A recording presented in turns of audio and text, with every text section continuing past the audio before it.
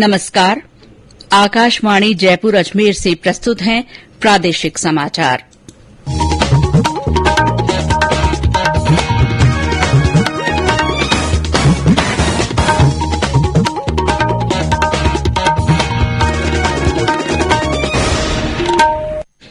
मुख्य समाचार।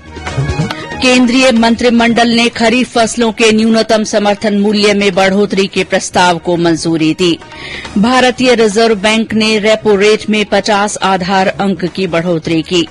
मुख्यमंत्री अशोक गहलोत ने राज्यसभा चुनाव में कांग्रेस के तीनों प्रत्याशियों की जीत का दावा किया। भाजपा के प्रदेश प्रभारी अरुण सिंह ने कहा, सरकार के खिलाफ जनता में असंतोष। प्रदेश के करीब 27 लाख विद्यार्थियों का 5वीं और 8वीं बोर्ड का परिणाम जारी। और राज्य के ज्यादातर जिलों में तेज गर्मी का असर, 10 जून से मानसून पूर्व बारिश की संभावना।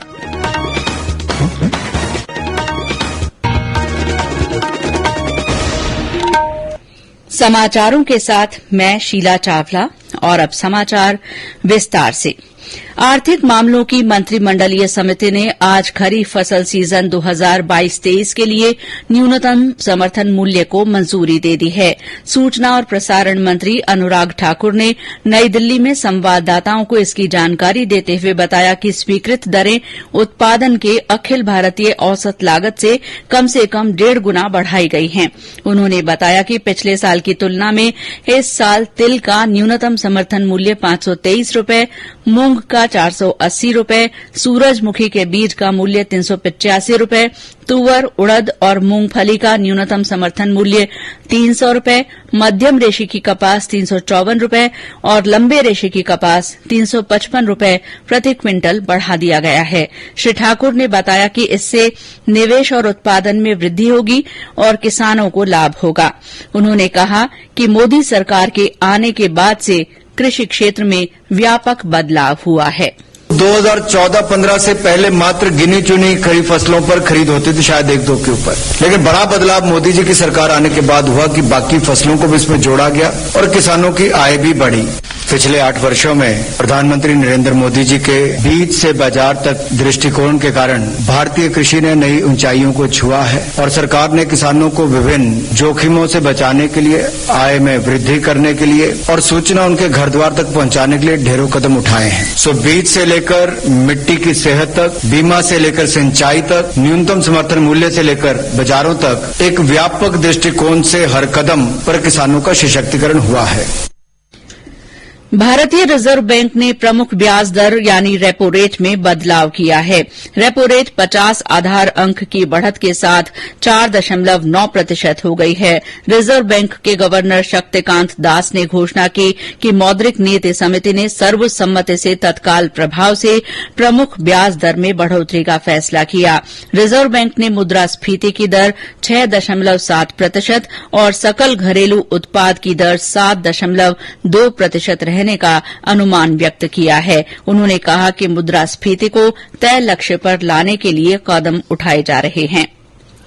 आजादी का अमृत महोत्सव के अंतर्गत वित्त मंत्रालय की ओर से मनाए जा रहे आइकॉनिक वीक में आज सवाईमाधोपुर में ग्राहक संपर्क पहल का आयोजन किया गया। मुख्य अतिथि के रूप में टोंक सवाईमाधोपुर सांसद सुखबीर सिंह जौनापुरिया ने कहा कि जनधन खातों और मुद्रा लोन के माध्यम से प्रधानमंत्री नरेंद्र मोदी ने गरीब, मजदूर, किसान सभी वर्गों को आजीविका और सामाजिक सुरक्षा का संबल प्रदान करने का अभूतपूर्व काम किया है।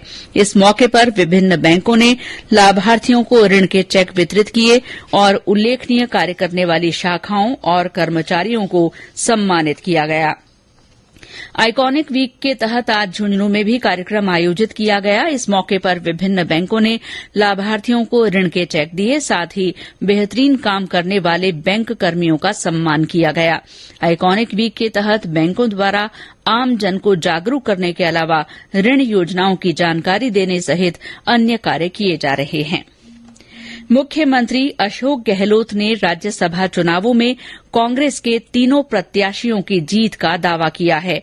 आज उदयपुर से जयपुर के लिए रवानगी से पहले मीडिया से बातचीत में श्री गहलोत ने कहा कि उनके पास 126 विधायकों का समर्थन है और वे तीनों सीटें निकालेंगे।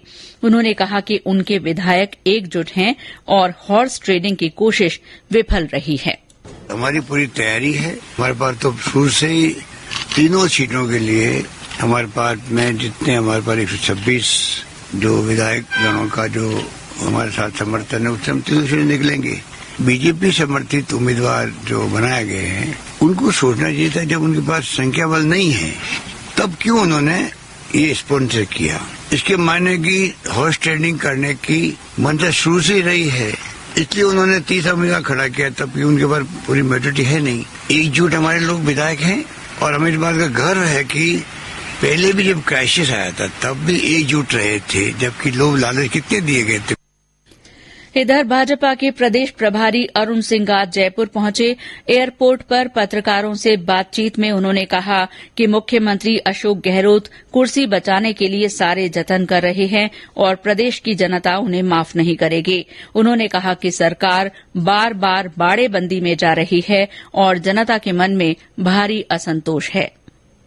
गहलोत जी को राजस्थान की जनता और राजस्थान की चिंता नहीं है। पहले तो राजस्थान का एक भी कार्यकर्ता नहीं मिला जो राजस्थान से राज्यसभा जाने का कैंडिडेट होना चाहिए था। इससे बड़ा राजस्थान का अपमान क्या कांग्रेस करेगी। केवल कुर्सी अपनी बचाने के लिए अगर गहलोत जी इतना कंप्रोमाइज करिए कि राजस्थान की जनता की भी चिंता नहीं है, राजस्थान के कांग्रेस के कार्यकर्ताओं की भी चिंता उन्होंने नहीं की, और जिस प्रकार से कानून व्यवस्था ध्वस्त है, चारों ओर भ्रष्टाचार है, जंगल राज है, उनको संभालने के बजाय उदयपुर में बैठे हैं। प्रदेश में राज्यसभा की 4 सीटों के लिए शुक्रवार को मतदान होगा। कांग्रेस और सरकार को समर्थन दे रहे विधायक उदयपुर के एक रिसोर्ट में जमा हैं। इन विधायकों के कल जयपुर पहुंचने की संभावना है। दूसरी ओर जयपुर में भाजपा विधायकों का अभ्यास शिविर चल रहा है। इन चुनावों के लिए रणदीप सिंह सुरजेवाला, मुकुल वासनिक और प्रमोद तिवारी कांग्रेस के प्रत्याशी हैं। भाजपा ने घनश्याम तिवारी को अपना उम्मीदवार बनाया है। वहीं मीडिया समूह के मालिक सुभाष चंद्रा भाजपा के समर्थन से निर्दलीय उम्मीदवार के रूप में अपना भाग्य आजमा रहे हैं। ये समाचार आकाशवाणी जयपुर अजमेर से प्रसारित किए जा रहे हैं। समाचार अभी और भी हैं, लेकिन पहले ये संदेश। कंपटीशन की अगर आप कर रहे हैं तैयारी, तो उनके लिए ऑल इंडिया रेडियो पर हम लाए हैं अभ्यास, एक ऐसा कार्यक्रम जिसमें आप पूछेंगे सवाल व्हाट्सएप नंबर 9289094044 पर, या फिर ईमेल करेंगे abhyas.airnews@gmail.com पर, और हमारे विशेषज्ञ देंगे इसका जवाब। इस बार का विषय है इकोनॉमिक्स और सवाल भेजने की अंतिम तारीख है 8 जून। आपका अभ्यास हमारा प्रयास।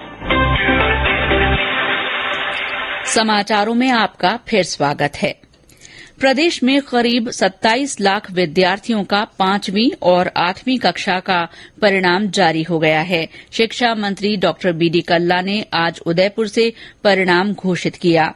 8वीं कक्षा का 95.59% और 5वीं कक्षा का परिणाम 93.83% रहा। 8वीं कक्षा में कुल 12,63,000 और 5वीं में 14,53,000 विद्यार्थी पंजीकृत हुए थे। शिक्षा मंत्री ने बेहतरीन प्रदर्शन करने वाले विद्यार्थियों से फोन पर बात कर उन्हें शुभकामनाएं दी। राज्य के खान विभाग ने 639 अप्रधान खनन प्लॉटों की ई नीलामी की प्रक्रिया शुरू कर दी है। विभाग के अतिरिक्त मुख्य सचिव डॉक्टर सुबोध अग्रवाल ने बताया कि 19 जिलों में अधिकांश 1 हेक्टेयर के खनन प्लॉट नीलामी के लिए विकसित किए गए हैं।